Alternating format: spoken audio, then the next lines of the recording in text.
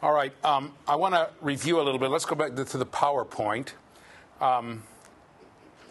If you look at, remember I told you that there are three basic subsections to subsections is the wrong word. Main ideas are ideas and information processing, theory of information processing.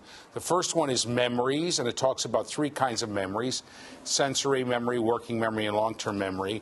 And we talked about sensory memory being the information that comes in. Okay, come back to me for a second.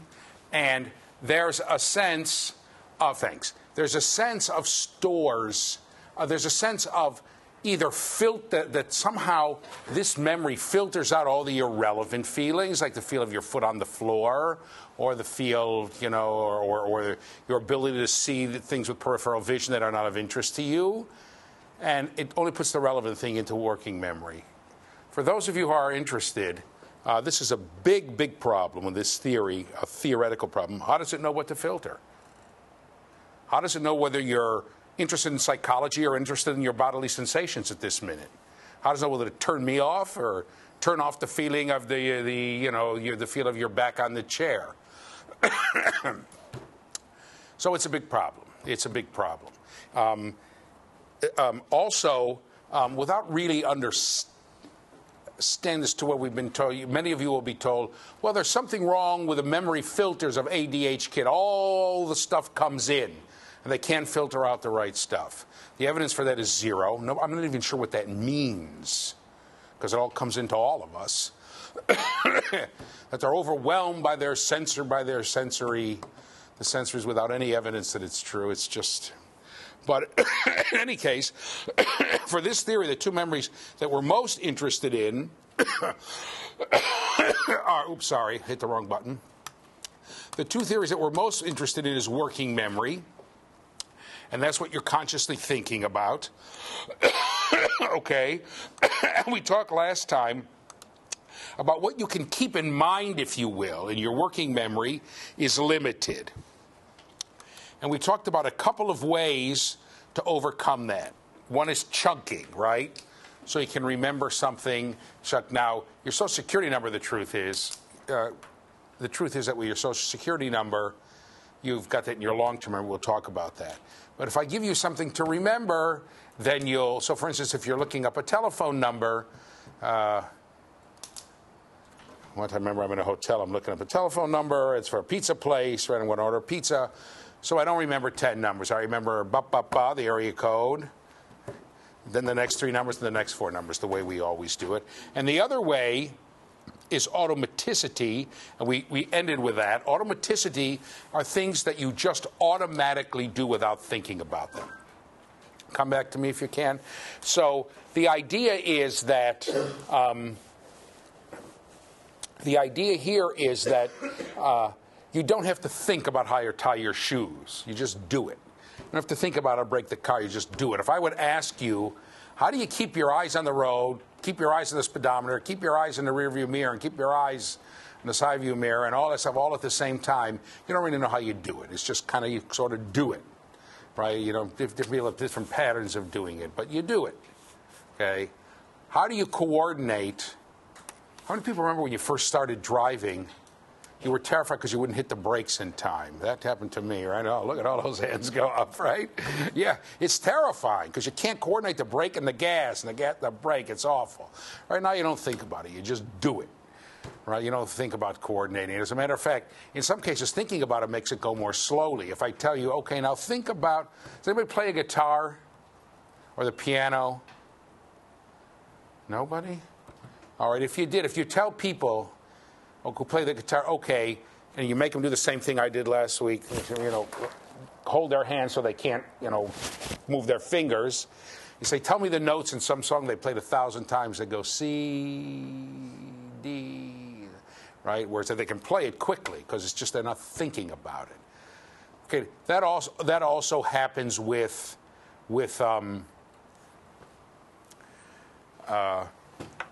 the times tables. In fact, it's just automatic. Things that you do automatically. You drive. When I say to you, how much, this is $8 and there's 7 of them. Yeah, 50. You don't say, wait, 8 times 7. It's just automatic. Okay, and a lot of things we do automatically. And obviously, the good thing to do is to make it to have things become automatic, and then to put them in our long-term memory, to remember them, and to just call them out without thinking about it. Okay? So that's important. However, and this applies, by the way, to both declarative and procedural knowledge. We'll talk about those. It's no matter how you do this. If you talk about declarative, if you talk about the kinds of knowledge first, then you need to talk about the memories. Talk about memory first. You need to talk about the kinds of knowledge. But we'll get to that. Okay. Now, come back to me for a second. Ultimately, if you want to remember something, you have to remember it permanently. Speaking of that pizza, I remember I don't remember where I was. Let's pretend I was in 716-284-932. 716-284-932. Get to the phone. 716. Hello, Ann's Pizza. Yes, I'd like to order. Click. So, forgot the number. I have to go back and look it up again. Because who cares? Ann's Pizza on the road in some motel. You're never going to be there again, probably, right? It's nothing you want to remember. So you had no intention of remembering it. And once it was done, you dialed the number and you got an answer. Fine, I don't have to remember it anymore. And then, bang, it clicks off. There have been things done with, there are some waiters who, if you ask them, who don't use a ticket, right? They seem to just remember what everyone's order is. And if you ask them, what did she order? What did he order? What did she order? What did she order? And they're sitting in the restaurant, right? They can tell you everybody's order. What did that table of three order? They can tell you. But then if you turn around to them and say, you see that person who just paid the bill? What did she order? They can't tell you. They don't care anymore. They don't want to remember every order that everyone who ever came into the restaurant had. They have a way of keeping it in their working memory. We'll talk about their strategies for doing that. We'll talk about strategies. And then when it's done, it's done. They don't care anymore. But a lot of things we care about. You want people to remember the times tables. You want people to remember who the first president of the United States was. You want people to remember who the first left-handed president of the United States was. Who was that? Who was the first left-handed president of the United States? Anybody know? George Washington. That's a trick question. Okay. Actually, how many people remember stupid, silly stuff like that that they wish they didn't know and it's still in their head, right? I don't know how I remember that George Washington was a lefty, and I don't know that anybody cares. But probably it went in there in a way that came in okay. So these are the kinds of things you might want people to remember. You'll notice now, for these people, knowing boils down not to behaving, but to remembering. Knowing is remembering and putting your memories together, right? I personally find that a little silly, but that's all right. What did Beethoven remember when he created unique music? But obviously, there's some things you remember, the rules of music, but that's a different story. We're going to see other people think, no, knowing is something else, okay? And this permanent store, which is comparable to the hard drive on a computer, you have to excuse me, now we have detachable hard drives, right? Wouldn't that be nice? You just able to take everything, and stick it in the drawer and put it back in when you need it, right? You have a detachable memory. That's, now again, information processing people get very annoyed with me for saying that, but that's really what the model is. And so let's go to the PowerPoint again. Long-term memory, okay? That's the things we remember over a long term, like when your sister's birthday is. Oh, I forgot, right? Or when you were born, or what year the American Revolution started. And it's unlike working memory, is a permanent information store, and it has an unlimited capacity, the question marks. And it's the place where information is remembered and from which it is recalled. Okay? Now, come back to me. Okay, you'll notice that after permanent information store, there was a question mark. And after unlimited capacity, with a question mark. Permanent information store, the implication of that is, once you remember something, it's there permanently. And the only reason that you can't remember it 10 years later is because it's lost. You don't remember where you filed it. How many people have something on your computer and have no idea where it is? You forgot where you called it and you have no idea where it is, you can't find it. All of us, right? Can't find it, you can't find it.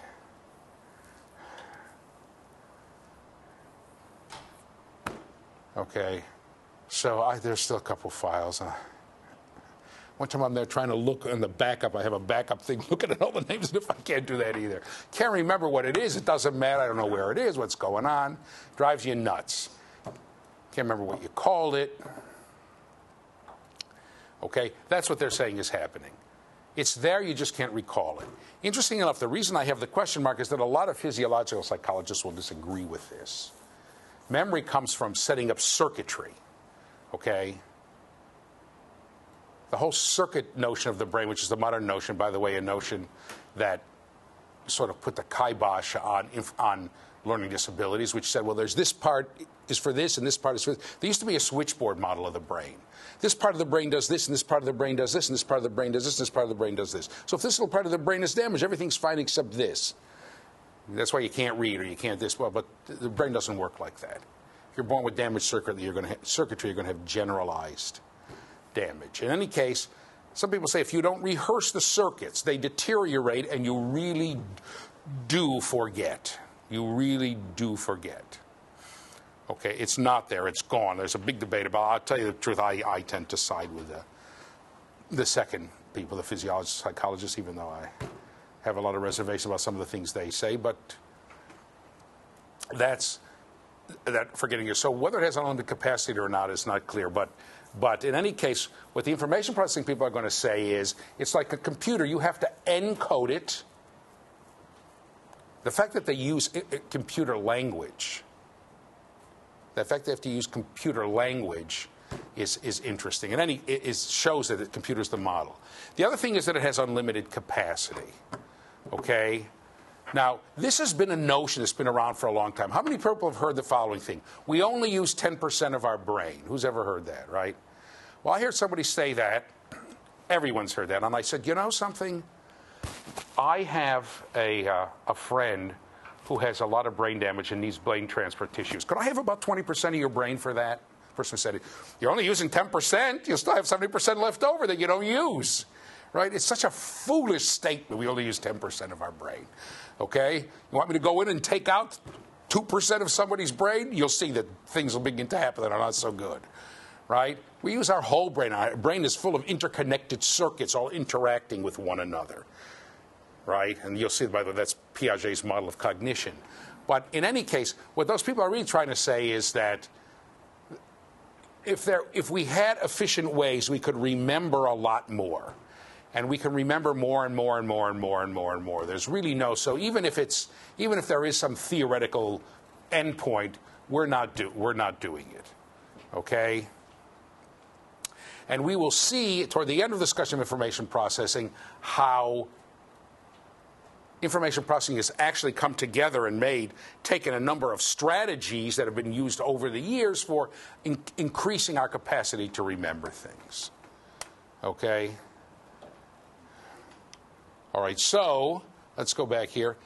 Okay, so in order for information to be remembered, it has to be moved from short-term memory to long-term memory, encoding.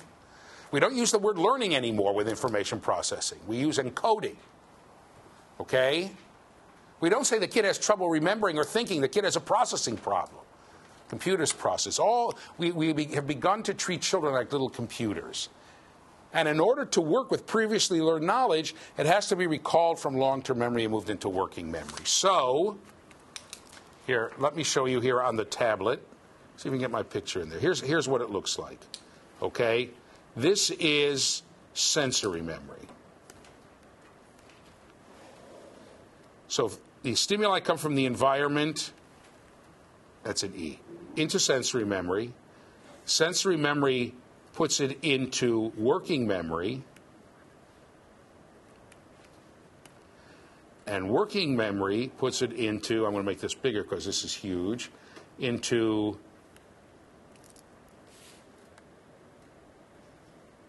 why isn't this working? Maybe it is. Now I dropped the pen. This is not good television. We have to do a retake.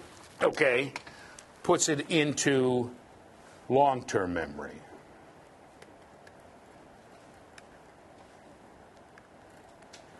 but the arrow also goes the other way. Okay, come back to the PowerPoint if you can. Okay, in other words, it has to be, if you want to work with something, you have to take it from your long-term memory and put it into your working memory. That's retrieval. Okay, once again, you'll notice it's a computer term, not remembering, right? Come back. Okay, we used to, well, if you can put my picture in the corner, that's probably better. Thanks. If you know, 50 years ago, if you talked, you would say, see if you can get the PowerPoint back. Okay, you know, you have to remember, you have to learn it, and then you have to remember it. Now we say, no, you have to encode it, and you have to retrieve it. Okay? All right, so can you get my picture in there? Is that possible? Okay, so the types, there are certain types of knowledge in long-term memory. Thanks. Types of knowledge in long-term memory. One of them is declarative knowledge. That's the knowledge of facts, definitions, rules, and generalizations.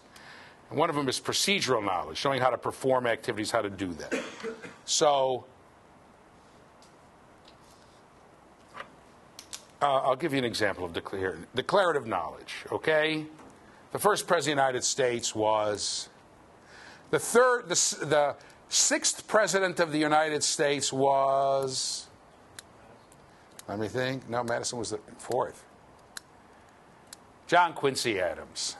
I have a degree in American history, so I remember a few things. Okay, that's declarative knowledge. Okay?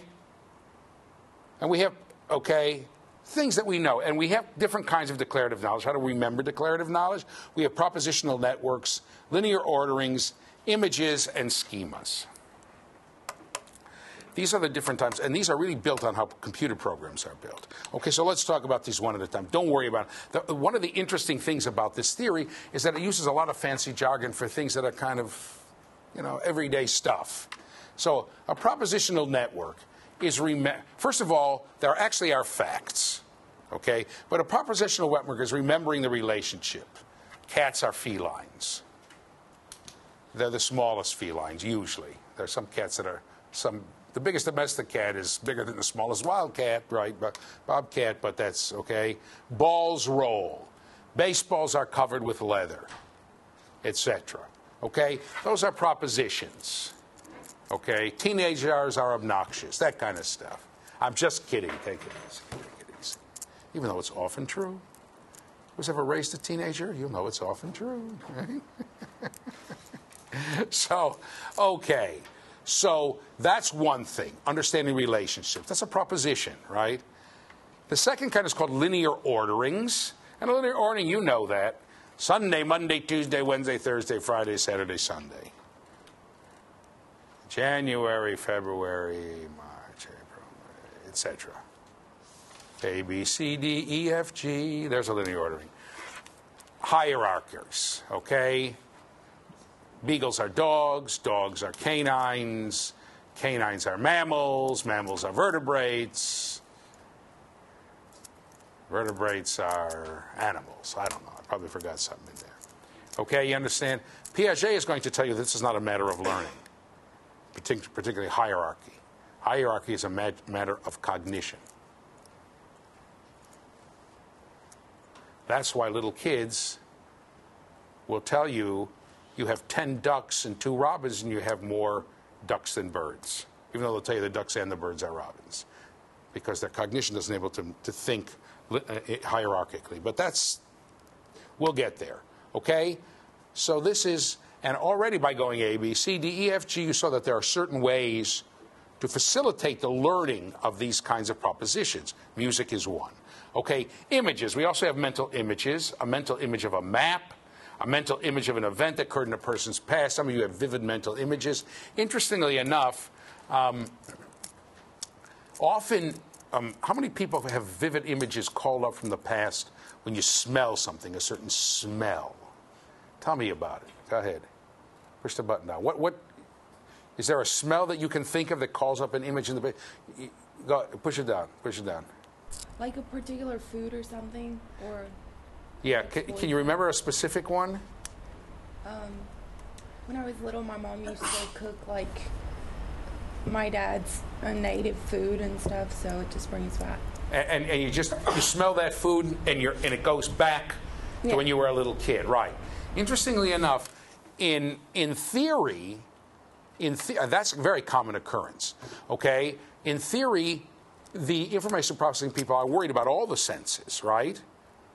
Like smell and touch, but obviously because they really come out of the idea of learning and schools and all this kind of stuff, they're big in education psychology, they worry mostly about sight and sound. So they're talking about, you have a mental image of things, you can see things. Some people, and people will tell you, right, that, like, for instance, one thing about automaticity, for instance, you can drive home. How many people you get in the car, all of a sudden you look up your home, you don't remember any of the trip, right? Is that right? You don't remember any of the trip, it's just gone, right? Well, you got there, you were thinking about something else. Okay? How many people are in that situation, all of a sudden you look up and say, where am I? Right? You miss something. And you notice they changed something about the route home. Does that happen to anybody? Yeah. So you have a mental image of how to get. With me, one time I said, what's going on here? All of a sudden I look, they took off one sign that was at the turn into my neighborhood. And I'm just going, all of a sudden, I'm halfway to Katie. I said, wait a minute. I'm going west. I said, wait a minute. Right? What's going on here? I was 3-4 blocks. So even though if someone had said to me, what are the images that you have? What is it that you use to find your way home automatically? That's automaticity, obviously. I couldn't have told you. Clearly, I had a mental image of the route, and one of the things in the image was that sign. That was the mental sign to me to turn left. And it was a bus sign. They moved the stop one street over. Okay? Okay, so those are the kinds of images we have. And finally, there are schemas. And that represents a schema, or sometimes the plural is schemata. A schema represents a person's understanding of events, objects, and actions. I'm going to tell you right now, Piaget uses the word schema, and it means something different, so be careful. Okay? Now, and these are combinations of propositions, images, and linear orderings. Okay? A schema, for instance, you have a schema for something called mammal, okay? I have a new pet. It's called a Fluzimabart. You never had a Fluzimabart for a pet? Oh, they're great pets, okay? And a Fluzimabart is a mammal, okay? So now you have a schema for a mammal, which is things you know about the mammal, images of mammals, propositions about things that are facts about mammals. In this case, you probably don't need linear orderment. Okay, what can you tell me about my Fluzimabart, if it's a mammal? What do you know about it? Go, raise your hand if you know. I bet everybody knows something about it. Go ahead. It raises its young. It doesn't hatch eggs. Okay. It raises its young. It cares for its young. And the odds are overwhelming it doesn't have eggs. Okay, there are a few mammals, like platypuses. There are a couple who have eggs. But what else do you know about this mammal? About the Fluzimabart. Go ahead. It has hair. It has hair or fur.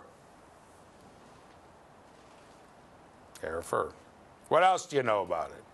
Go ahead. It's warm-blooded. It's warm-blooded. Mammal. Where does mammal come from? Go ahead. It has a skeleton.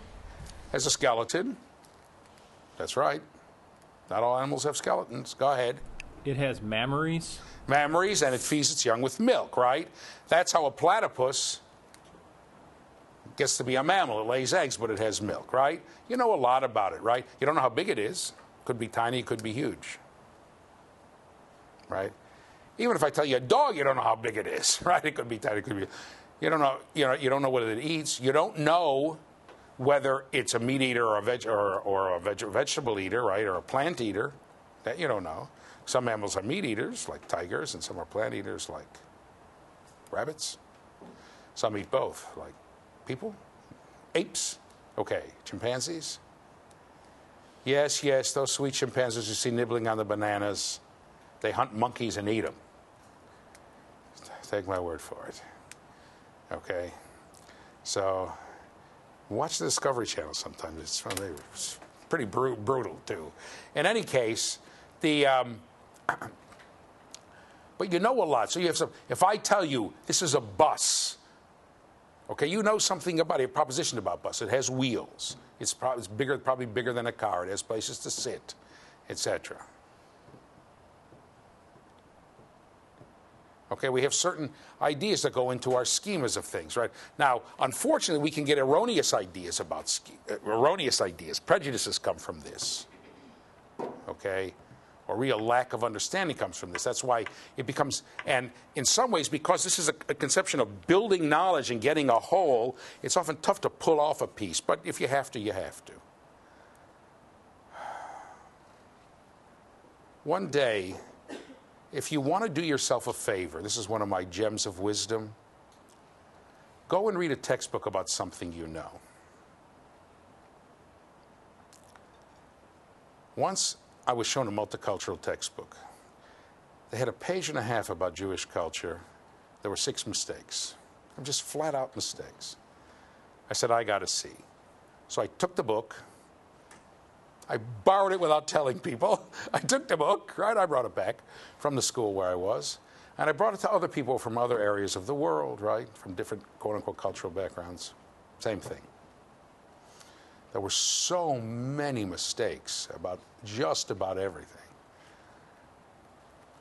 So you have to be careful, okay? You be careful. Just because something read it in a textbook does not mean that it was signed and sealed by God and it's absolute truth.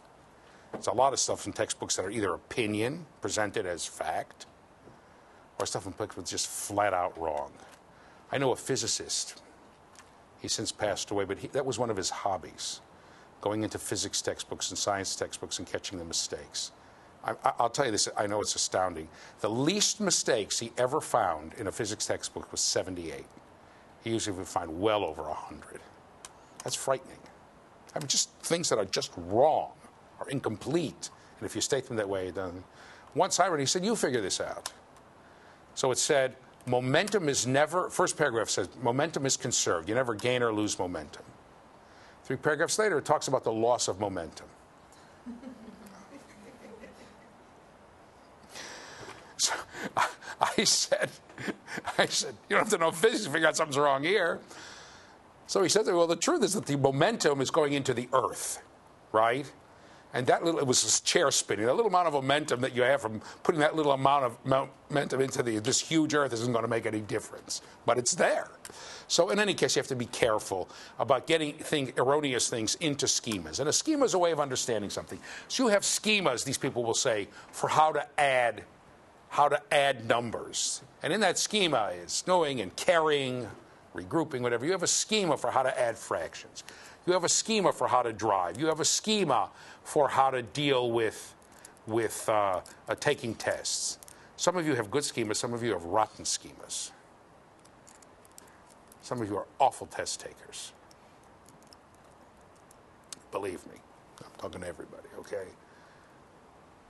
And often, there's some people, for instance, the Princeton Review, I don't know if I should plug them, but their approach to having people study for the SAT is to teach you how to take tests, that particular test, rather than drilling you in any knowledge. Okay? So, those are the kinds of, let's go back to the PowerPoint. Those are the kinds of, whoops, nuts. Went to the wrong place. Never mind, come back to me while I find this. Those are the kinds of, wait, I'm looking here. I got troubles. Here we go. Earn while you learn. Okay. Those are the kinds of declarative knowledge that we have. Here, let's go back to the PowerPoint. Okay. There's also procedural knowledge. In fact, I just made a mistake about adding the fractions. This implementing knowledge by reacting to conditions. For instance, knowing what to do when adding fractions. That's actually a schema, but it's a procedural schema. It's not a declarative schema. Okay, a mammal is a declarative schema. This is a mammal is this and this and this and this. How to do something like how to add fractions. Okay, what's a country? It's this and this and this. It has borders. It has this. It has that. Right? There's a border. There's capitals. There's a government. All this. But if if I ask you, well, how do two countries negotiate a treaty? What are the procedures to doing that? If there's a standard procedure, then that's a procedural schema. Know what to do when adding fractions, get a common denominator, and you could have sub-schemas. What to do when they have a common denominator, what happens when they don't have a common denominator. It's a strategy for action. Okay? I'm sorry for the confusion. So, and this procedural knowledge is also going to be thought of as a schema, procedural schema, right? Well, what to do under a certain condition. Okay?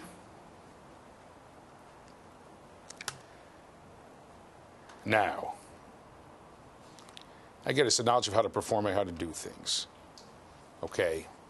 Now the question becomes, how do we remember declarative knowledge?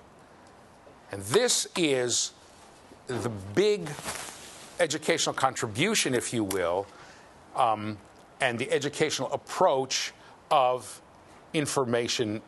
Okay, excuse me, sorry. Let's go back. The question is, what do we do in order to remember? The cognitive process is to remember and get stuff from short-term memory, working memory, into long-term memory. Okay? And then to get it out of long-term memory and into working memory. Come back to me. And once again, this is a major focus, the major education for this theory, right? Strategies for remembering. We'll get there. Okay? So these people, what they try to do is to look at people and say, well, what do you have to do it? And again, it's a very mechanistic kind of thing, like a machine. Let's go back to the PowerPoint. Well, the first thing you have to do is pay attention, is focus on the stimulus. If people aren't paying attention, obviously they're not going to be able to learn it or encode it. Second, you have to find meaning in the stimulus. Okay? I'll give you an example. Maybe we're lucky. Anybody here know Arabic? You know Arabic? Go ahead, push it down. You know Arabic? No. You don't know Arabic. Okay. This is the first time this happened to me in a long time. I didn't have anybody know Arabic. All right. In other words, if I can, for instance, I can tell you, look, I can say the word shlosha v'shlosha shaveh shesh, right, in Hebrew. Then I can tell somebody who really knows Arabic well, listen, in Aramaic languages, the sh, and the person has no idea what it means, the sh and the tu, the shin and the taf, I could use the Arabic names of the letters, which I don't remember right now, are actually interchangeable. So in some Arabic languages, you'll have a shin, and in some Arabic you'll have in some Semitic languages you'll have a sh sound, where in the other languages the same word you'll have a tu sound. So for every time you hear a shin or a sin sound, substitute a ta sound. How many people are completely lost? Who says, what is he talking about? Right? Everybody, unless you know Arabic. If you know Arabic and you thought about it, so turn shlosha into tlata, and the other shlosha into tlata, and shesh is the same word, and right away you know it means 3 and 3 is 6. Okay? Because there's meaning for it, because I'm drawing on previous knowledge that the person has. If I tell you, look, multiplication is a simple way, is an efficient, more efficient way to add like numbers, that's great, as long as you know what addition is. If you don't know what addition is, it doesn't mean anything. You have to find meaning in what I'm doing. Okay? Anybody ever in a country? I have always had this urge to go to Greece, but I'm terrified to go because of not being able to read the street signs. I don't know what anything says. I had a professor once. He spent some time in Japan. He said it was so frustrating. You're looking for a store on the corner. You're standing on the corner. You have no idea that you're on that corner because all the signs are in Japanese, and I couldn't read them. Right? So this was a long time ago. I think there are more signs now in English, but or at least in Latin letters. So he said it's very frustrating. Okay? Because I can't find any meaning in them. So that's very, two more. Very, very important. If I'm going to say to my 2 students in the 1st grade, both of whom cannot read at all, look, we're going to learn how to read. And student 1 says, oh, that's what my mommy and daddy do. They read books to me. I see them read the paper. When I ask them a question they don't know, they go into the encyclopedia and look it up and read it and hand to me. Right? And the other person says, huh? I never heard of that word. What's reading? Because parents don't read. You have 2 different situations here. And the first person is saying, oh, there's a game, I'm going to learn how to play it. There's meaning in that word read. The second person doesn't know what you're talking about. Even though when you look at their behaviors, quote unquote, they're both illiterate. They can't read at all. So you have to be very careful about meaning. The next thing, let's go here. I'm going to bring that point up several times. Okay, another cognitive process that's necessary for remembering things or for encoding things is rehearsal. Continually repeating information without changing it. This is one thing we do. The first person to talk about rehearsing information was Aristotle. Right? What's that phone number? 832-9964, 832-7964, 832-9964. That's how you remember it, right? Okay? Rehearsing over and over again. Okay? However, rehearsal has a problem. Okay, come back to me. I'll tell you this. To say to a kid who spelled a word wrong, write that word 3 times or 4 times, it's not the greatest way to get people to remember, but it won't hurt. Say writing it 50 times is practically a guarantee that that kid will spell the word wrong next time. We're going to do a little exercise here. I want you to do it. Those of you who are watching on tape or on streaming or on TV, however you're doing it, I want you to take a pencil. I want you to put your finger down here. Let's go to the tablet. I want you to put your finger down and draw a circle around your finger like this. Okay? Try to make it a little smaller. Like that. There it is. A circle like this. Okay? Let's get rid of this one. I don't like it. See it? Oops. There we go. Okay? Now, what I want you to do, I want you to take the hand that you are not. Okay? Here, come back to me so I can show them. If you're right-handed, put your left hand behind your ear so that you cannot see it. And if you're left-handed, put your right hand behind your ear so you cannot see it. Look at the circle and try to get your finger in the middle of the circle. This fast, as fast as I'm doing. None of this stuff. Okay? Keep looking at the circle. Don't look at your finger. You can't guide your finger in like this. Okay? You getting better at it? You notice you're getting better at it? Getting better at it? Keep doing it. At home, you can turn off the TV and we'll do it for 5 minutes. How many people are starting to get worse at it? Is anybody starting to get better and then worse? Yeah, you notice? If you do it enough, you'll notice that you'll get closer and closer to the center of the circle, and then all of a sudden you'll be all over the place. One time I'm in the Army. Sergeant says, okay, we're taking apart the submachine gun and putting it back together. And when you all do that, we'll go to 8. And it's lunchtime, and you went on a maneuver, and you didn't really have too much for breakfast. You're hungry, right? And you've been up since 5 in the morning. Okay, so there are 50 of us in the platoon. 2 people make a mistake. Okay, I admit I was one of them. All right, again. So I got it right, and 2 other people made a mistake. Again. There's always 1 or 2 people. All of a sudden, there are 5 people. Then there are 6 people. By the 20th time, 15 people did it wrong. And I'm thinking, if you keep going, we're all going to get it wrong, right? Over and over. And it's called a fatigue effect. Here, let me write that for you. Finally, he got hungry, too. He said, heck with you guys, let's go eat. He called us a couple of names that I can't repeat on the air. And then, okay, it's called a fatigue effect. If you do something over and over and over, eventually it's a fatigue effect. This was noticed, by the way, by Guthrie in the 1920s, a long time ago. Here's what Guthrie said to do. You won't believe me, but it was common on old typewriters, on old manual typewriters, to type HTE instead of THE. How many people anybody still do that, HTE instead of THE? Right. You want to stop doing it? This is what Guthrie said. We still have 2 or 3 people do it, right? He said, go home. He said to the typing teacher, have the students type HTE over and over and over and over. Make the mistake. It's counterintuitive, right? That's got to watch for HTE, HTE, HTE, HTE, HTE, and do it if you can slowly so that you never type THE, HTE, HTE. Do it 50, 60 times. Then he gave him the sentence to type. The brown dog jumped over the fence and to chase the deer into the woods. Every thought was typed correctly. Because there was so much of fatigue from typing HTE that the students just typed it the other way. Anybody have the guts to do that?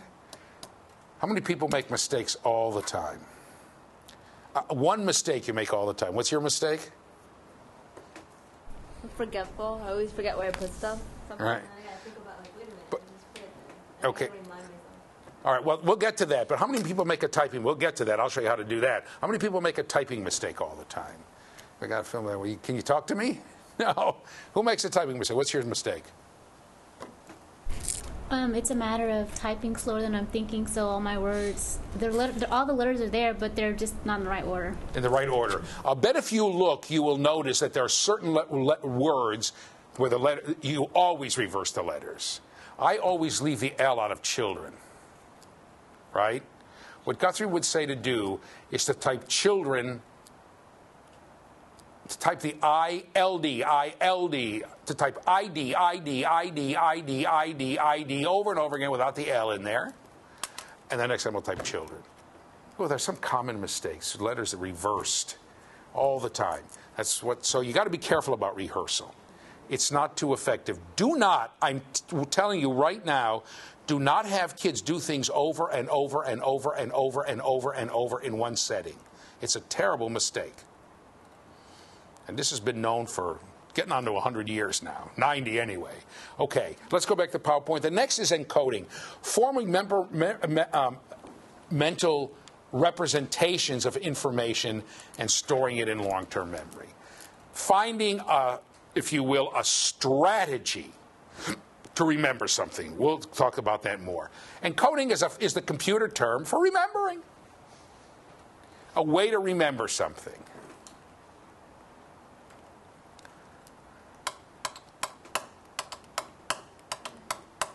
I'll just give you a little hint up front. How do you remember which is desert and which is dessert? Tell me. Go ahead. Double the S is sweeter. Double the S, it's sweeter. Dessert's the one with two S's. Who has another one? That's a new one for me. I've never heard that one. Go ahead. You always want more dessert, so You that's always good. want more dessert, so there are two S's. That's the one the teacher told me. My wife tells the kids strawberry shortcake. Both start with S, to dessert. So that's a dessert, right? Another common one is the other way around. There's nothing in a desert. So you only have the one S, right? That's a strategy for learning. And ultimately, let's go back to the PowerPoint for a second here. Ultimately, it's retrieval, recalling information from long-term memory. That LT is long-term, right? And for them, forgetting is not that it's gone, but the failure to retrieve information from long-term memory. Okay? That's what they say. Let me tell you something, by the way.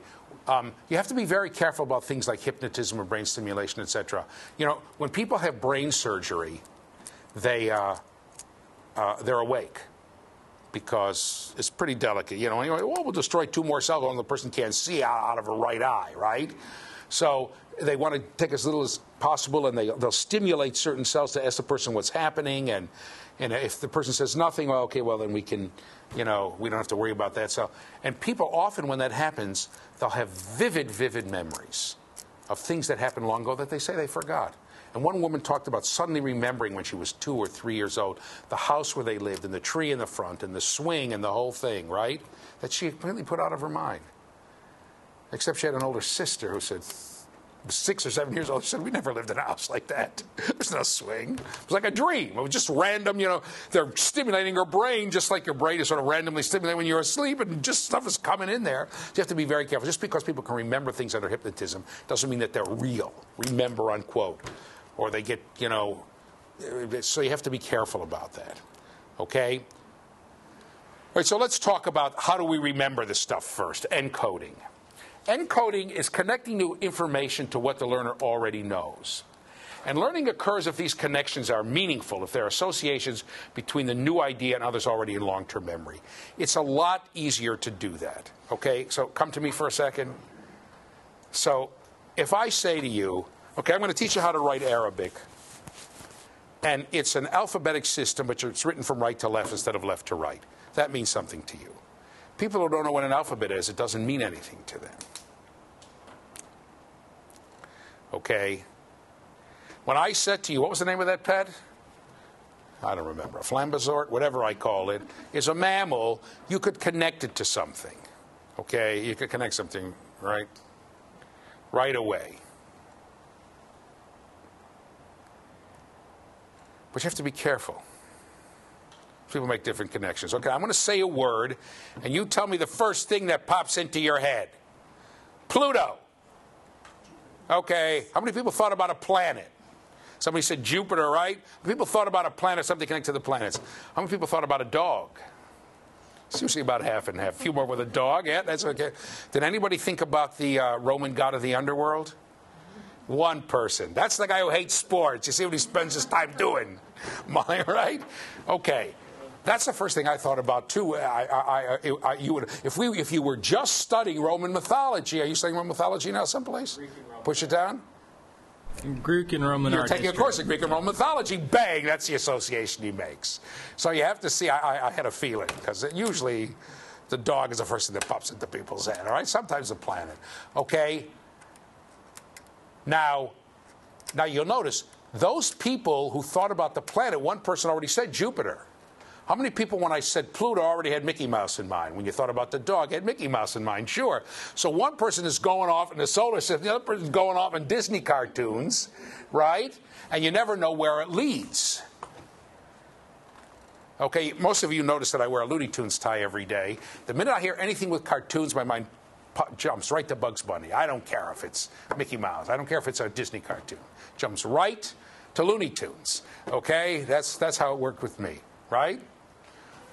Pluto, I thought right away about the dog, then Mickey Mouse, and then I was right into Daffy Duck and Bugs Bunny, okay? Most people would probably go somewhere. So you have to be careful about the associations that people make and where they come from and how they work. And it's much easier to learn something if you can associate it with something you already know. Put it into a schema that you already have. Okay? It's much more difficult to learn something that's just brand new out of nowhere. Okay? Comes out of nowhere. That's what these people are going to maintain.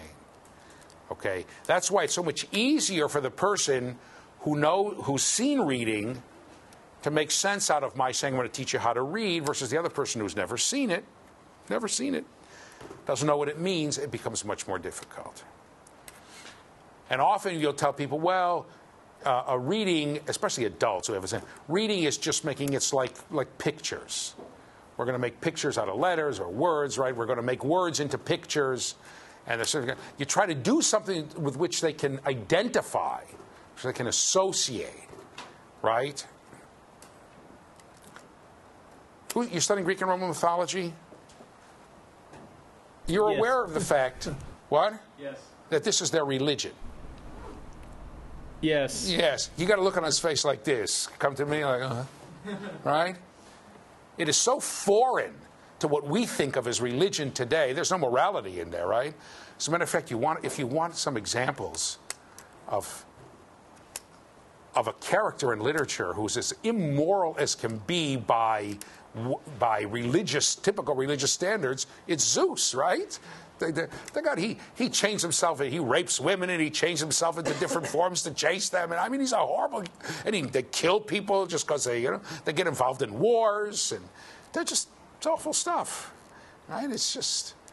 So the Greek gods are not very pleasant by moral religion standards, okay? And often, I remember that I used to have to be reminded, both by my mythology teacher and by my religious leaders, this is their religion.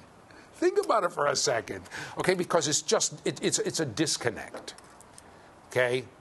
Only later, when I began to understand the role of religion, personal religion, talked to a few sociologists, did I see how there were commonalities among one's attempt to understand the world, okay? So, I couldn't put it into context because my concept of religion said, my understanding what morality was, okay? You're not supposed to rape people. You're not supposed to kill them because they get on your nerves. God is not supposed to get down and get insulted and jealous and go bang, right? That's not how moral religion works, right? Okay, so here's the key to this religion, to this theory. Strategies are used to make these connections. The use of good strategies aids encoding and retrieval, or to put it in normal human terms, learning, encoding, and remembering. Okay? And good strategies help kids learn, encode, and remember. Okay? Research indicates that successful students are good at making and using strategies, and that poor learners are not good at using strategies. This is going to be processing people's explanation of things like learning disabilities and people and low scores on standardized tests. Some people have strategies and some people don't. It's an ignorance, if you will, of how to go about learning things and doing things. I'll give you an example. How many people here, if you have a paper and pencil test to take, a standardized test, paper and pencil, will start with the first question and go to the end of and first question, second question, third question, fourth question, and you take them in order, and sometimes you don't get to the end because you run out of time. Whoever has that happen to you. Let me tell you, my friends, you are as ignorant as you can be about how to take tests. Ignorant doesn't mean stupid. It just means you have lousy, lousy test-taking strategy. You know how to do it. You should never, ever, ever do that. What's the first thing you ought to do? What? Go ahead. Look for the easier problems. Well, how do you know what's easier? Huh? There's a way to know. Just go through and do the ones that you know. If you don't know one, skip it. Don't skip it. For all you know, the second last one or the last one is one you know. Because you're taking some weird course on Greek mythology and you remember the name of some obscure Greek god that nobody can remember. It's supposed to be the hardest question on the test, and you just studied it yesterday. Right? The first thing you have to do is go through and do all the ones you know. If you're having trouble with problem 2, you don't sit and piddle with problem 2, because you finally get problem 2 and you get it right, but you didn't get a chance to get to 27, 28, and 29 that you really knew. I could go through, by the time I was done, I was in a state with a statewide test, and I could check off questions. I had a system. I could go through one check means go back to this 2 checks, 3 checks. It just became sort of automatic. One check, and I would go do the ones I knew, then go back to the 1 check questions, then to the 2 check questions, finally the 3 check questions, if I had time. Right? I would get ones, well, I have to work on this one a little bit, but I'll get it. But I'm not going to stop now, because if I do, maybe I'll, I got to go through and do the ones I know. Those are strategies for learning. Okay? How many people, let's go back here. How many people do the following? Wait, I got it. There it is.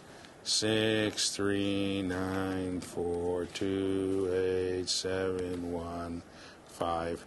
Go. 6 and 3 is 9. 9 and 9 is 18. 18 and 4, 18. 18 and 22. Who adds that way?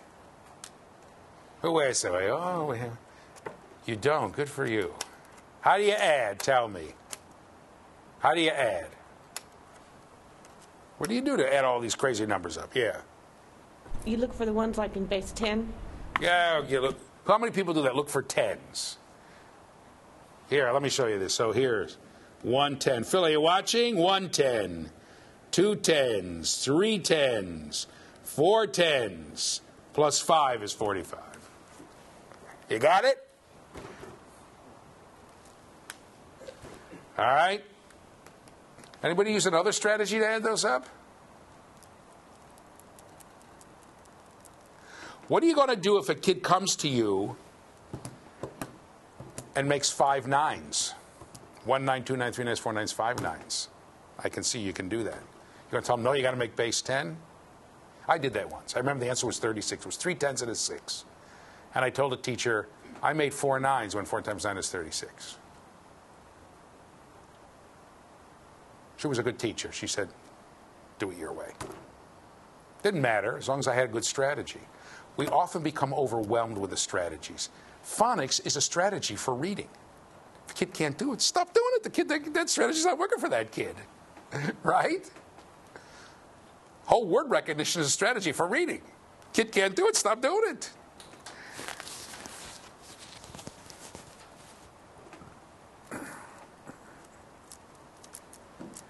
It's the use of strategies, how to make strategies. That's important. Okay, wait, don't go to the PowerPoint yet. Okay, now I'm going to make a horrible, horrible statement. Let's go to the PowerPoint. Telling students to go home and learn something is not teaching. I can have a tape recorder do that. Learn to spell the words on page 27. We'll have a test tomorrow. Go home and memorize the 6 causes of the Civil War. Go home and memorize all the presidents of the United States whose last name started with K. That's an easy one. Yeah, there was only one. Go memorize all the presidents whose last name started with B. That's a harder one. Okay? 2 Bushes, Buchanan. I think there are others. Oh, yeah. No. That's the first name, Benjamin Harrison. Good teachers show children how to learn, how to become strategy makers. Okay? You understand what I'm saying? That's what teaching is, showing kids how to learn, at least if you want kids to memorize things.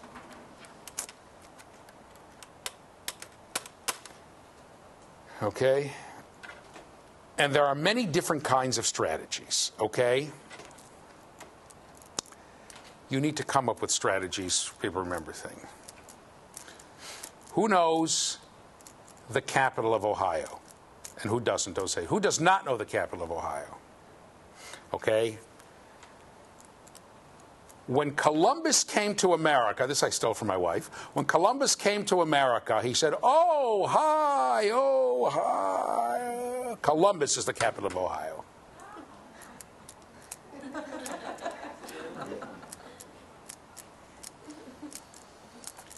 I guarantee that just about everybody will remember this. Remember that. What did Columbus say? Show us what Columbus said when he came to America. Making the kids do it themselves, right? Saying it. Remember, Vygotsky told us that repeating it, saying it helps you in repetition, right? Ohio. So the capital of Ohio is Columbus. You got it? That's how you do it. That one's easy.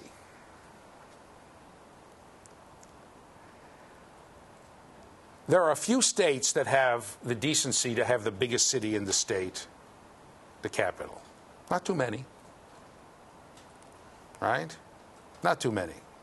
But Massachusetts is one. Boston is the capital of Massachusetts. And I couldn't remember that because I was sure it couldn't be. Lincoln's the capital of Nebraska. I remember seeing Abraham Lincoln standing in Nebraska, a picture of Abraham Lincoln standing on Nebraska.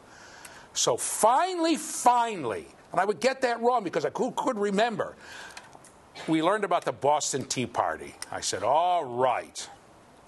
And I saw the boss of the ship bringing a ton of tea into the harbor. Okay, Boston, right? And it went into the capital, right? That kind of thing. Okay, who does not know any Spanish for all practical purposes? Who doesn't know Spanish? Who does not know Spanish? Who can't speak Spanish?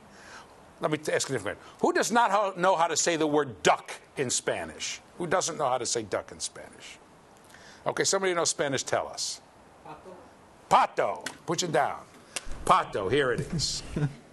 Okay? Isn't that right, Pato? Took Spanish too. Okay. Now, here's the question. How are you going to remember, by the way, this is going to be on the midterm. What do you call a duck? I'm just kidding. Okay? How are you going to remember what you call a duck in Spanish? How are you going to remember that? The word for duck is pato. I don't care how you spell it. You just have to be able to say pato. It's not a very good, not a good accent? Pato. Better? I'm pretty good with accents. How are you going to remember there? How are you going to remember that? I said pato on purpose. Here's my Rochester. Pato. That's my Rochester accent. Okay, how are you going to remember that? Tell me a way that you're going to remember that. Yeah, go ahead. You like to pat a duck. Like to pat a duck. Okay, that's okay for spelling, but you have to be careful that you don't say pato. Anybody else? Pato? Go ahead. You got one? Put the duck in the pot. Put the duck in the pot. Yeah. Some people get creeped out by that because you see the duck ready to be cooked, right? They don't like that. So one person said to me, no, I see a pot on the duck's head. I said, okay. Something like that. All right, now I'm going to try it on all of you. Anybody know Hebrew? Those of you on the tape or on the stream, we're watching it, if you know Hebrew, this is not going to work. Okay? The word for an elephant in Hebrew is peel. Peel. Here, I'll show you. Come over here. Peel, like a peel. Okay? I mean, that's how you spell it in Hebrew. That's how you spell it in Hebrew, but that won't help anybody, right? Okay. So come back to me. Okay. How are you going to remember that the word for elephant is peel? On the final exam, this is going to be worth half the credit to remember how to say a duck in Spanish and an elephant in Hebrew.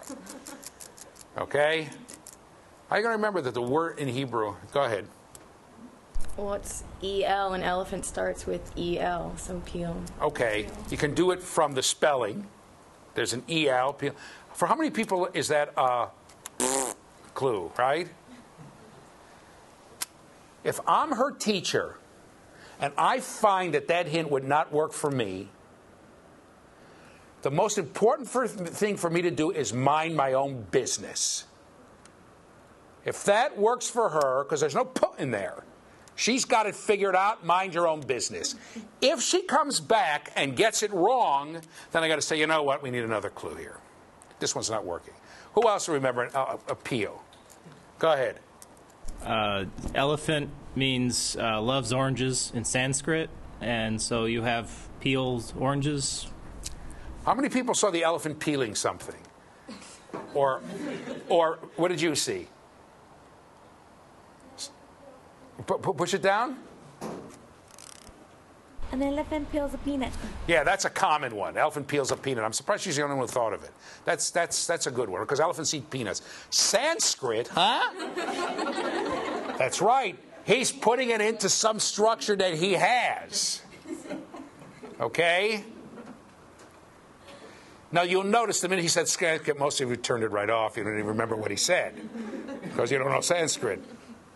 But it doesn't matter. But in the end, he saw an elephant peeling oranges. Did anybody think of an elephant with loose skin? Some people do that. It's a loose skin, like you could peel it off. You got to do something like that. That's how you remember things like this. Okay? I'm going to come back and do some more stuff on strategies. Strategies are important, and you have to be careful. Okay? For instance, we have two strategies that we use to teach kids how to spell, to help kids with spelling. One strategy is, what? What do we say to kids? If you don't know how to spell it, sound it out. And the other one is, if you can't spell it, what do we tell kids? Say it? Look it up. Look it up in the dictionary.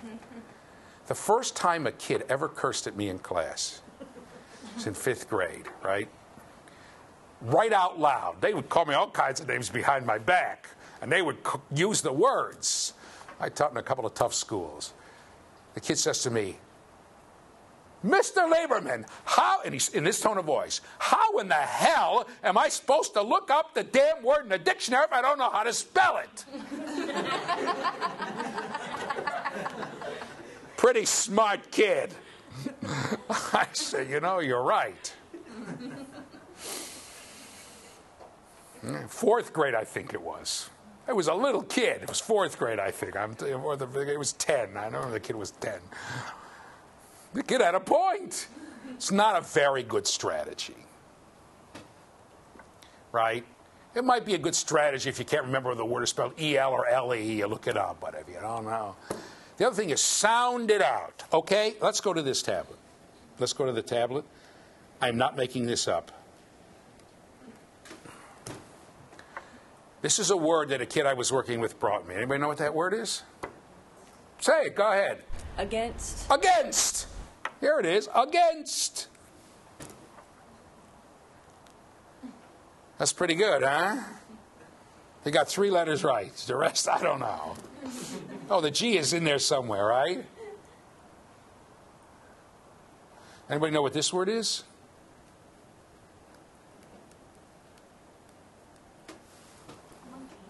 It's not monkey. It's money. The kid knew how to spell the word knee. Money. Yeah. These are all real. Okay? I'm trying to think of a few more. Here, sound it out. This one there. How are you going to get who out of that? It's whoa. Right?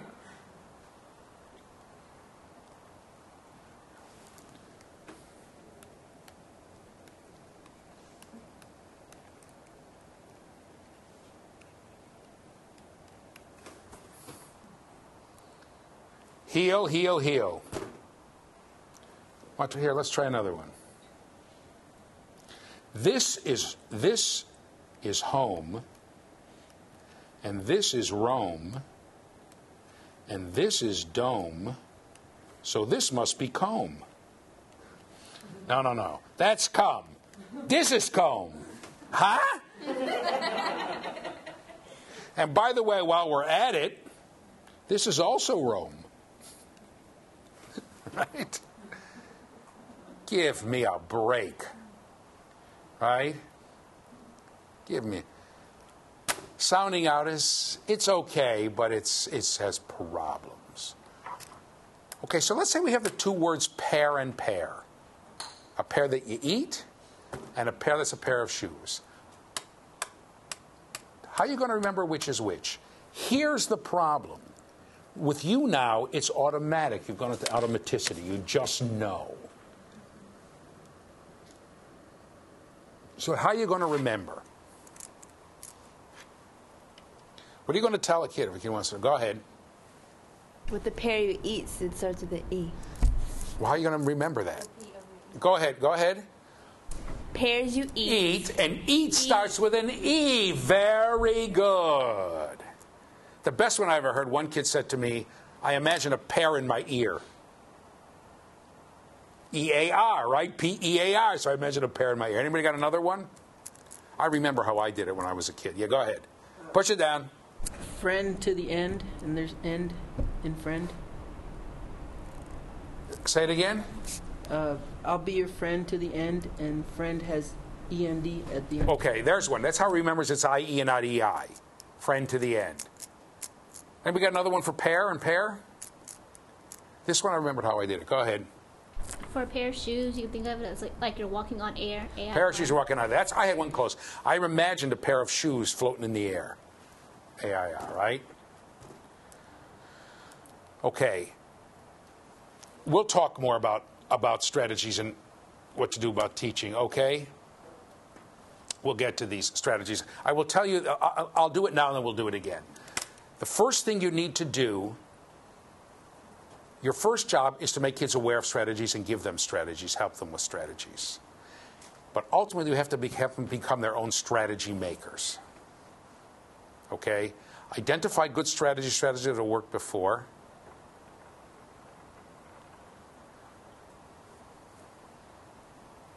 Tell me how, I forgot your name, tell me, we had you up here swinging the golf club. Hugh, right?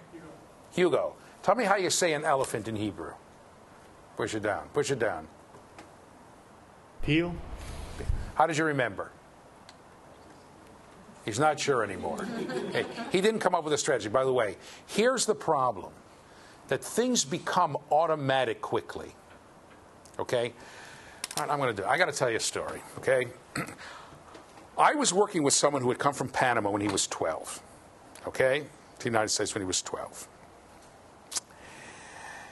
He spoke English basically without an accent. Once in a while we would work late at night. And this was a guy with problems. He'd been on drugs and all kinds of things, but he was trying to make a life for himself. So we were working. We finally got him through the GED and stuff. So we were sometimes late at night when he was tired, you would hear that he would, slight Spanish inflections, but basically you couldn't tell. And he spoke street English, and you could not tell. He could read English fine. He went to a private school. He could read English fine. And you kind of think. To say that he was an awful speller is like saying that Mount Everest is a slight bump in the ground. It's like saying the Pacific Ocean is slightly damp, right? It's like saying that at the Indy 500 the cars go a little bit over the speed limit. You got the point? It was unbelievable. I never saw anything like it. So you tell them, spell rooster, right? Here we go. This is what will come out. Oh, we get an R.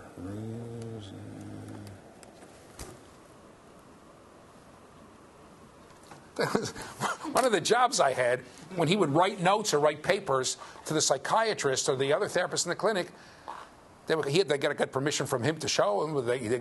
I would have to translate. I was the only one who could read his stuff. It was awful. It was unbelievable. One of the reasons I could is because I remembered some of his crazy spellings. Sometimes there were words he would spell 5 different ways. You give it to him to spell 8 times, you spell it 5 different ways. It was unbelievable. Finally, I said to him, you know what? Here's what I want you to do. I want you to pronounce every word as though it were a Spanish word. So if you see the word table, say table. If you see the word mouse, say mouse, right? Just do it. Something was hard, like the word light, L-I-G-H-T, it was hard, but I made him do it. So and Spanish is a very phonetic language. I said, and just remember, if the word starts with an H, say the H. Right? Because it's H at the beginning. In Spanish, it's hacienda, right? So if you say the word home, say home. Don't say ome, right? Just do that for me. The psychiatrist calls me in 3 weeks later, and I could see he had a light in his eye. He thought that God had spoken to me. He thought I was an angel. He couldn't believe it.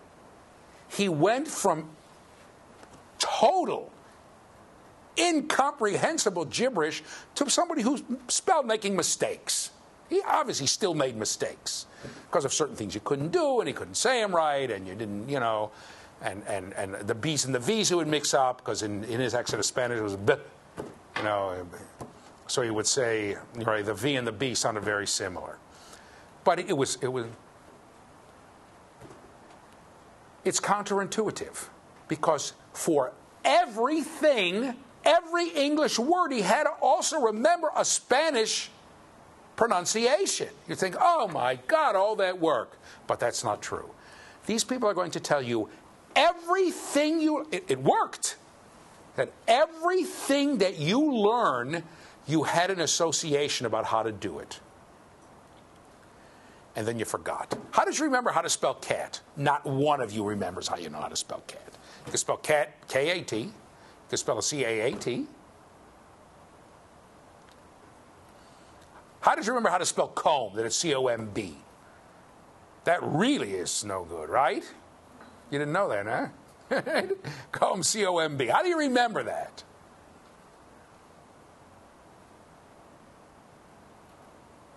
Another one, watch. Hatch, catch, patch, not watch, watch. Right? How do you remember that? You don't know. Because it's become so automatic you don't know. Some of them you know, like ones like desert and dessert. That was an accident I picked that one because so many people have trouble with that finally the teacher has to give a hint, right? But you did it. And then it becomes automatic. And so giving kids these hints, people say, oh my God, you have to remember the hint too? It drives you crazy. You have to remember how to pronounce every English word like it's a Spanish word. It's going to drive them insane. But it didn't. So this idea of cognitive processes and using strategies to remember are super important. It's very, very important. Next time, I'm going to show you, I will make this statement now, with the exception of one girl who had severe neurological damage. Actually, she was born with a genetic chromosomal defect. I have never failed to teach middle school kids the multiplication tables, including kids who have had those ridiculous flashcards for 3 and 4 years.